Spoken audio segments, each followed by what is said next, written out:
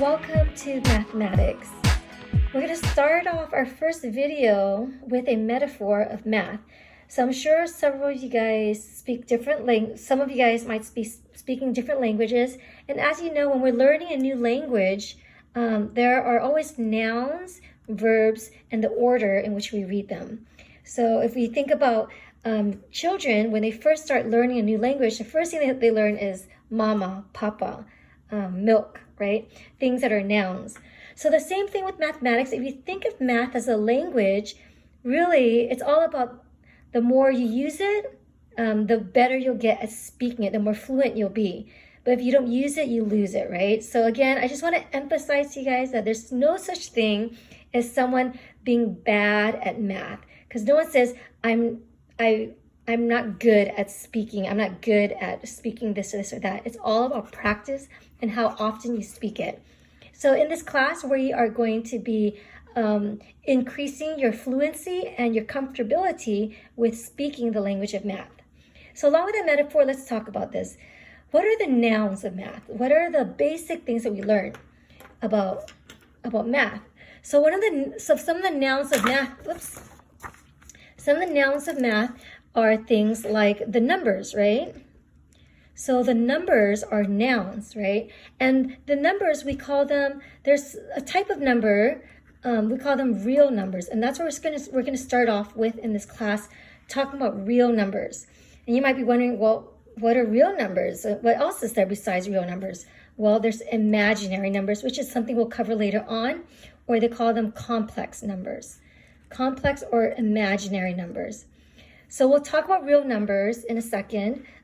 Complex numbers are numbers that are imaginary, and we'll talk about that towards the end of this class. The nouns of mathematics are not just numbers, but also variables. Variables like the letter X, Y, Z, etc. So those are the nouns. And real numbers, when we talk about real numbers, we are talking about integers. So integers consist of negatives and positive numbers. So for an example, -3, -2, -1, 0, 1, 2, 3, etc. These are whole numbers that are negatives or positives or zeros. Real numbers also consist of fractions and decimals, right? So example, if you have 1/2, that's a real number. 3/4, 0.29. These are all real numbers. So basically, real numbers are things that are tangible, can be measured. Negative numbers, zeros, positive numbers, fractions, and decimals. So these are the nouns that we work with, the subjects of things. Now, when we look at verbs, verbs are what we do with the nouns. So when you think of verbs in terms of English language, when you first start off as a baby, it's really uninteresting just to say mama, papa, milk. What makes it interesting is come mama, go papa, I want milk or something. So you want to add a verb to go with the nouns. That's what makes it more interesting and more complex. So the verbs of mathematics are what you do with the numbers. So what you do with numbers and variables is that you can add them, you can subtract them, you can multiply them, you can divide them. Those are the basic things. But on top of that, we also do exponents, we also do radicals, we also do absolute value, etc. So there's a lot of other things besides these basic operations. All right, and then the last thing we learn is the order in which we say things. So the English language, we read things from left to right. When you speak English, you say the pretty cat, right? You say the adjective first, and then you say the noun. Whereas in Spanish, you say it in reverse order. You say gato bonito, bonita, right? Or I'm not sure if I'm saying it right, but you say the subject first and then the adjective. So the order is different in every language. So the language of math as well, when you're reading a sentence of mathematics, you do not read left to right as you normally would with the English language, left to right. The order of mathematics that you read it, so for an example, we're going to be going through this worksheet here. When you see a sentence like this, you don't read it left to right. You don't do things left to right. Instead, you are going to do it in order that is often called PEMDAS. And that order, the PEMDAS acronym, stands for P for parentheses, or brackets, or absolute value. These are grouping types of symbols. The next thing you do is E for exponents. So whenever you see exponents, you do that next. M is, and I should say exponents or radicals as well. M is for multiplication. D is for division. A is for addition. And S is for subtraction. The only caveat I would add to this is multiplication and division are considered the same operation. So with these, you just do this from left to right. So if you see multiplication and division, you do it from left to right. It doesn't mean that you do multiplication first. It just means whichever one you see first is done left to right because they're considered the same operation. Same thing with addition and subtraction. It's done from left to right. And that's because when you're subtracting something, it really means you're adding its opposite. So when you're dividing something, you're basically multiplying by its reciprocal. So it's considered the same operation, just done left to right. So this is the language of math, and within all of these things, there are also rules. So whenever we learn a new noun, there are always rules to it. So that's what the majority of this class is going to be about. We're going to be talking about the rules of these nouns, these verbs, and how to speak it in a fluent way. So in this problem here, this is an example of how do you read mathematics using the order of operations. So the order of operations, like I mentioned earlier, is PEMDAS. Please excuse my dear Aunt Sally. It's one way of memorizing it. Multiplication, division are read left to right. Addition and subtraction are read left to right.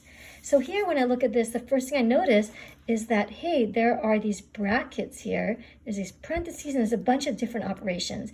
So when you think of what order to read it in, again, go through this here. So first is look at the parentheses or brackets. So I see these big brackets here, so I'm going to look at that. And within those big brackets are parentheses. So I'm going to look within that. So again, you just keep moving in. So brackets, so I get tunnel vision, I just focus on that. Within the brackets are the parentheses, again, tunnel vision again, and I only look at that. So 20 plus 16, that will give me 36. So now that I'm done with that, 36 divided by 9 minus 1 is what's inside the bracket. So I ask myself, okay, I have division and subtraction. What do I do next? So the next thing I do is, well, division comes before subtraction, so I'm going to do the division first. 36 divided by 9, well, that gives me 4. So 4 minus 1, well, that gives me 3. So as you can see, as we just follow along the orders, we'll be able to narrow it down quickly. So now I am left with 2 times, and what this whole thing became is 3. And therefore the answer is 6. Next up is fractions. So when we talk about fractions, there are some rules of fractions. So here, let's talk about the rules. So rules of fractions. Fractions is a noun, right? So fractions is a noun, meaning it's a real number, and the real number is a fraction of decimal or integers. So with fractions, there are some rules that we need to know about fractions. Fractions is basically if you have a whole picture, fractions are part of the whole, right? So if I colored this in, if this picture had, let's see, 1, 2, 3, 4, 5, 6, if I had 6 parts of this, or so this whole picture has 6, so the denominator is representing the whole. It has 6 parts in this whole.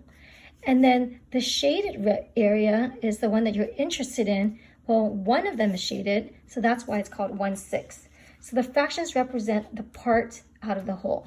So part out of the whole. So if this is 1 pizza, but then we ate just the slice, we'll say that we ate 1/6 of the pizza. All right, so here when we have order of operations with fractions in it, remember the rules of addition. If you're adding or subtracting fractions, the rule is this. The rule is that you must have like fractions. And when we say like fractions, meaning common fractions, that means that the denominators must be the same. So the denominators of fractions must be the same in order to combine them. So right now in this problem, I have 5/6 minus 3/5 plus 1/2. So looking at this problem, we do not have like denominators. So again, the denominators is the bottom, and I should let you know also the top is called the numerator. So the denominator is not like, so that means that I gotta do work. So if the denominators are not like, we can force it or manipulate it so that it can have the same denominators. So how to create like fractions. So again, like fractions meaning same denominator. So how do you make something so that it has the same denominator? Well, let's look at this. 5/6 minus 3/5 plus 1/2. So in order to add these fractions or subtract them, you have to have the same denominators. So I'm going to first look at the denominators. So when I look at the denominators, I'm going to ask myself, what do they all have in common? In other words, we're going to ask ourselves, what is the least common denominator? And another short way of saying least common denominator is the LCD. So LCD stands for least common denominator.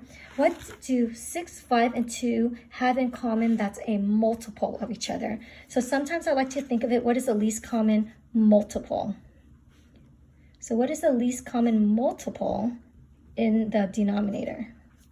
So 6, 5, and 2, what multiple do they have in common?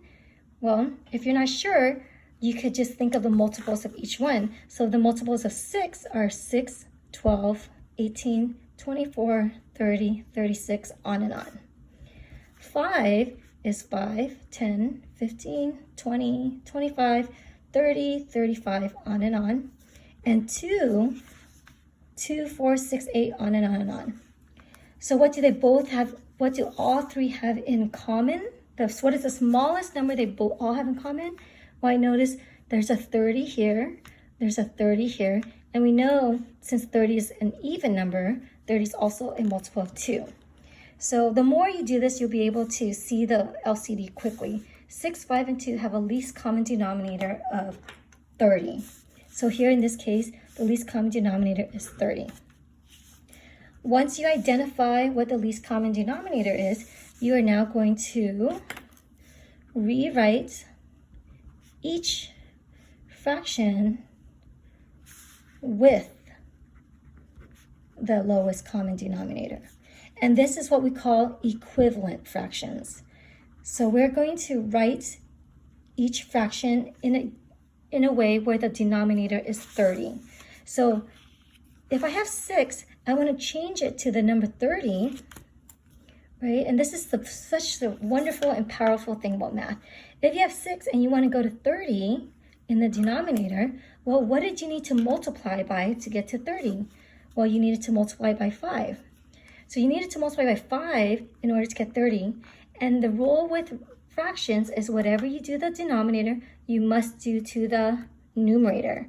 So whatever you do to the denominator here, you multiply by 5, you must do to the numerator, you multiply by 5 on top as well. So therefore that becomes 25 over 30. So 25 over 30 is equivalent to 5 over 6. Because if you look at this, if you divide the top by 5 and divide the bottom by 5, you go back to 5, 6.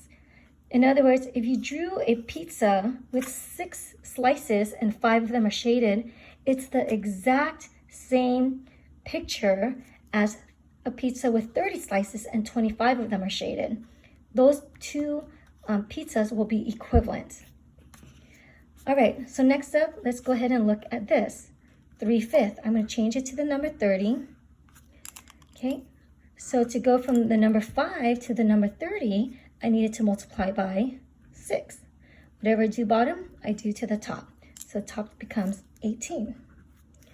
Plus the 2 here, we said that the lowest common denominator is 30. Whatever I do bottom, I do to the top. So I'm going to multiply by 15. 15 times 2 is 30. So therefore the top, I have to multiply by 15 as well. I have 15 here.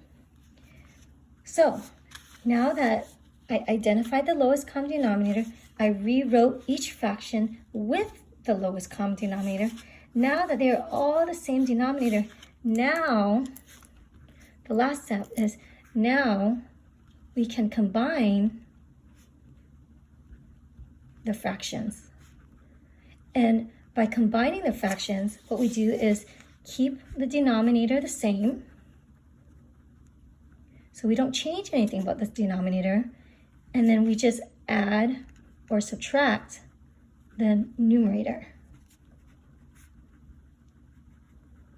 So if I had a over m plus b over m, if the denominators are the same, then I could combine them.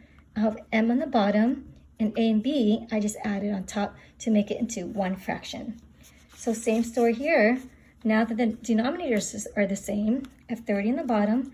The top, I'm going to have 25 minus 18 plus 15. So I combine all the fractions together to get that. And we evaluate it. Well, 25 minus 18 is 7. 7 plus 15 is 22. So we end up getting 22 out of 30. So when you combine them, that's what you get. And last but not least, the last step is always to simplify the fraction. And when you say simplify the fraction, that means to write it in lowest terms.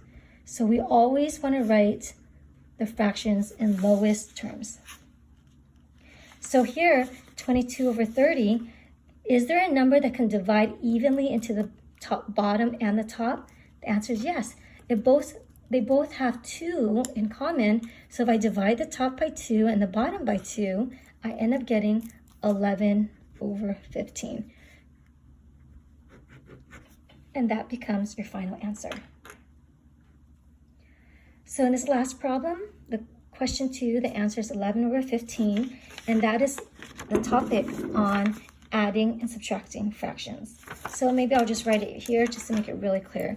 This is about adding and subtracting fractions. And this here is about order of operations.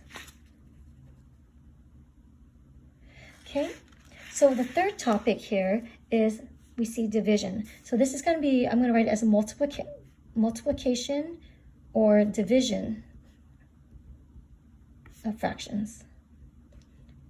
So what are the rules for multiplying and dividing fractions?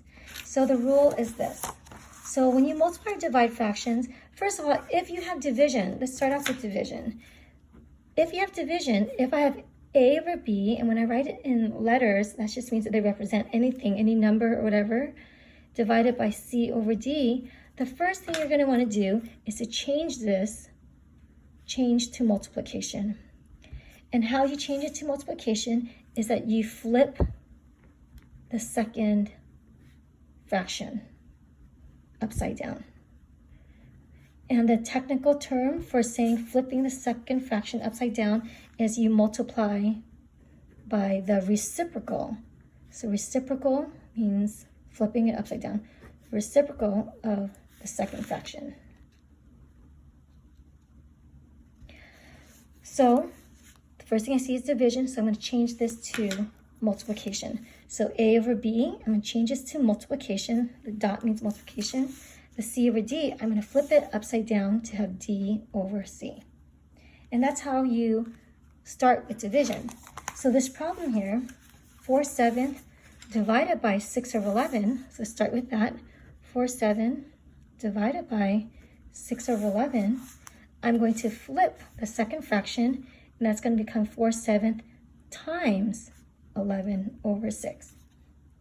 All right, and then the next thing you're going to do is now you are going to multiply fractions.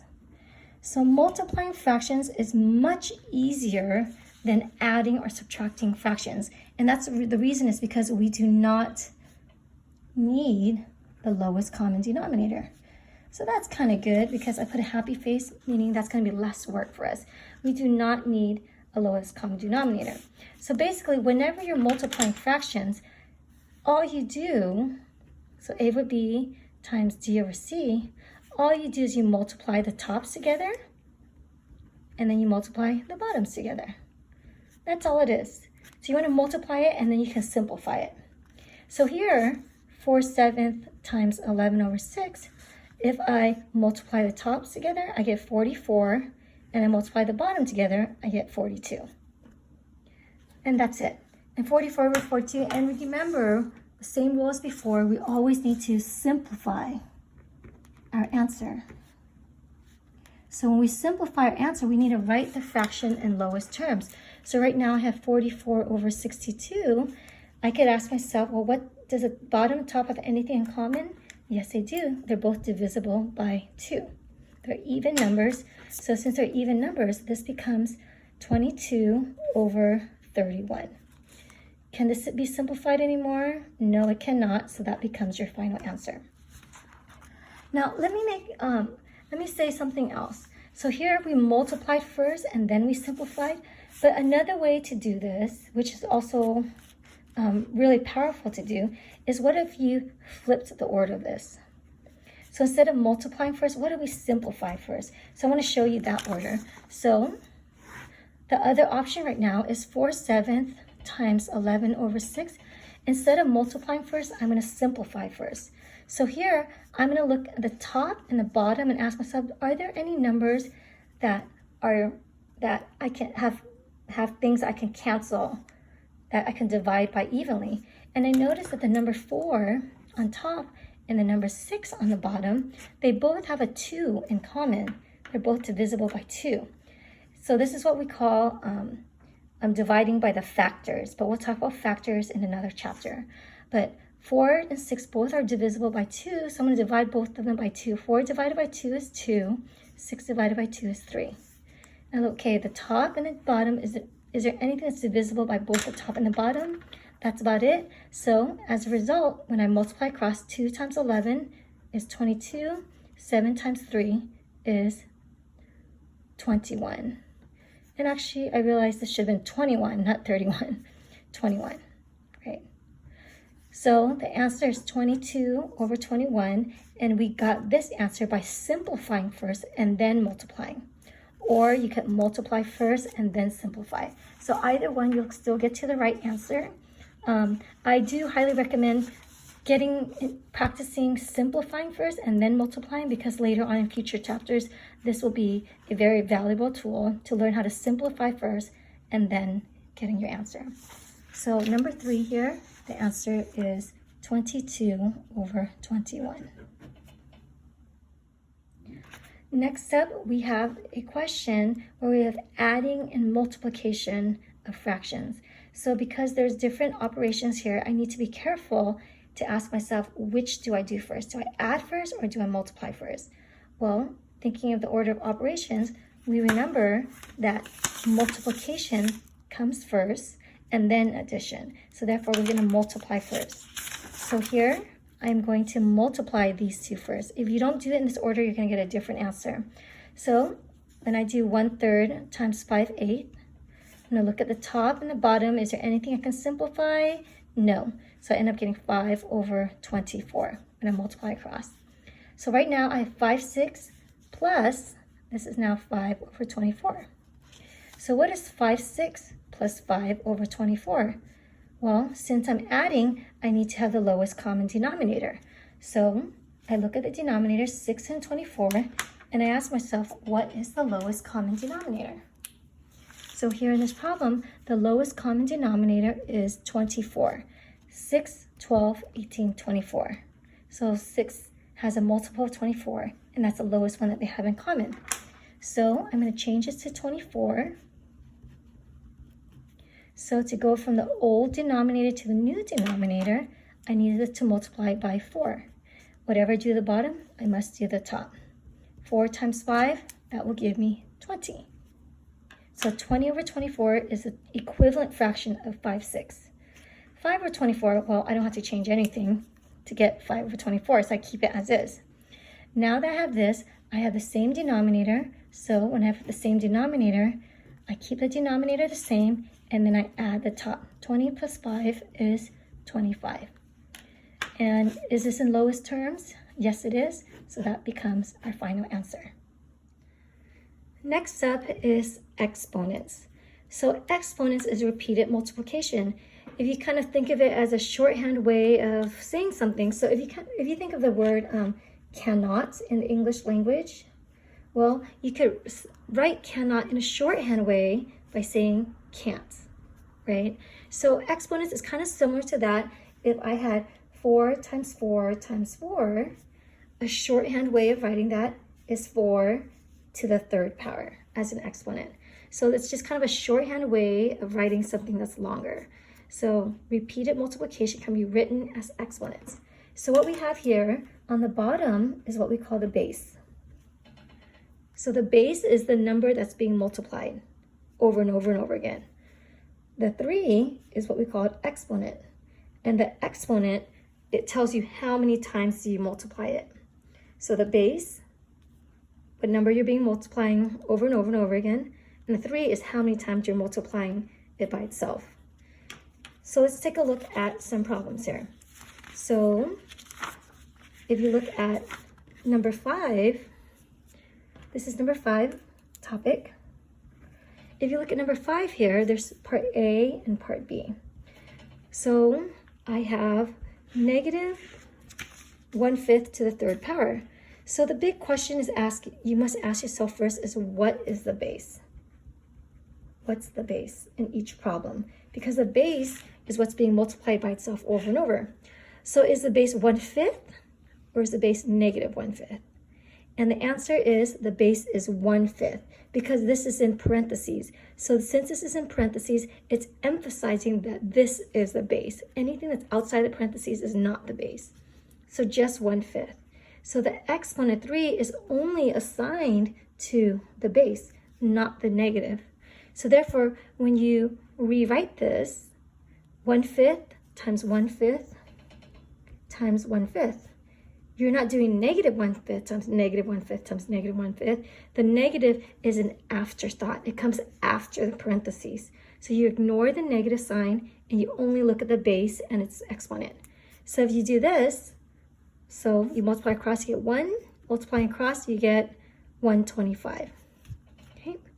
And then after you're done with the exponent, then you look at the negative on the outside. So now the negative is like you're multiplying by negative 1. So negative on the outside is you're multiplying by negative 1 to this answer. So now the answer, because as a negative on the outside, becomes negative over 120, 1 over 125. Now let's look at part B. So part B here also has an exponent. So there you go. So looking at this, the exponent 2, so my question is, what is the base? Same question. It's all about the base. What the base, right? So what base is it? So if this is 2, is the base 3 or 3 negative 5? The base is only 3. So the number that's directly in front of the exponent is the base. If it was in parentheses 3 negative 5, I would say 3 negative 5. But it's not in parentheses, so therefore it's just 3. So here, 3 squared is just 9, and the bottom is negative 5. So as you can see, it's really important to ask yourself the question, what is the base, so you know what you're repeatedly multiplying. All right, so question 6 here combines everything that we've known about the order of operations and exponents. So here, when I look at this, I see parentheses, exponents, subtractions, multiplication, so much going on, right? But calm down, let's go ahead and make sure that we just go over our order of operations. First thing we want to do is look at parentheses or anything that's in grouping. So here, I see parentheses here, so I'm going to ignore anything that does not have a parentheses. So just this. So when I look at this now, I see a subtraction sign, an exponent, and another exponent. What do I do next? Well, notice the parentheses are here, so I'm going to ignore this exponent. I'm just going to focus on what's inside the parentheses. in the side of parentheses, I have subtraction and exponent. Which one goes first? Well, if you look back at here, exponents go first, and then subtraction. So when I'm only looking at 1 minus 2 cubed, I know I'm going to do the exponent first. So again, do have tunnel vision and ignore everything else. Well, 2 cubed, if I look at this, it's only the 2 that's being cubed, not the negative. The negative is not inside the parentheses. So just the 2. So 2 cubed is 2 times 2 times 2. So 2 times 2 times 2 is 8. And then I have 1 minus 8. 1 minus 8 is negative 7. Okay, so now I'm done with the parentheses. So this inside the parentheses is negative 7 squared minus 5 times 2. Next up, I see exponent. So this exponent here, I'm going to ignore this, negative 7 squared. Well, what is the base? Again, whenever you have an exponent, you always want to ask, what is the base? Is the base 7 or negative 7? Well, notice negative 7 is in the parentheses, so that means negative 7 is the base. So to evaluate this, negative 7 times negative 7 is positive 49. So this whole thing becomes positive 49. So I have 49 minus 5 times 2. So notice I'm doing all this one bit at a time. Now, when I have subtraction and multiplication, what do I do first? Subtraction or multiplication? Looking at our PEMDAS, we do multiplication first. So 5 times 2 gives me 10. So now I have 49 minus 10, and therefore that gives me 39.